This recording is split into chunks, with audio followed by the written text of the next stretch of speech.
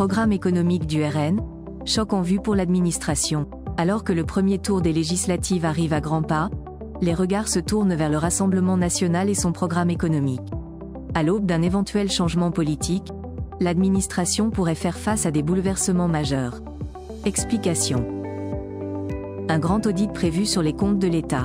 Le président du Rassemblement national a annoncé que la situation financière en France est proche de la faillite, en raison des dettes et des déficits publics. Cependant, la France a, entre le 1er janvier et le 6 juin, levé 60% des 285 milliards d'euros.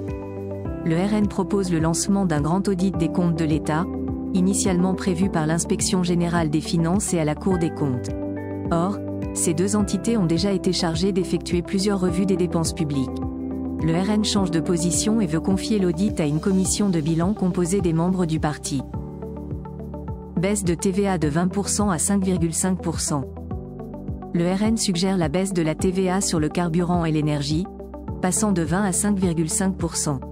Une mesure qui permettrait de répondre aux préoccupations sur le pouvoir d'achat, mais qui coûterait plus de 16 millions d'euros selon l'estimation de Bercy et de 12 milliards d'euros selon le RN.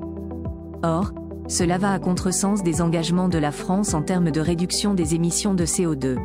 Alors que le parti affirme que cette mesure bénéficiera aux classes moyennes et populaires, la réalité est tout autre puisque tout le monde paye cette taxe, y compris les ménages les plus aisés.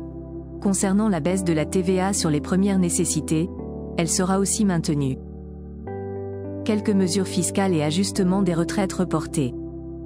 Le RN prévoit de mettre en place l'impôt sur la fortune financière ou IF en remplacement de l'impôt sur la fortune immobilière. Il envisage également de mettre fin à l'impôt sur le revenu pour les personnes de moins de 30 ans.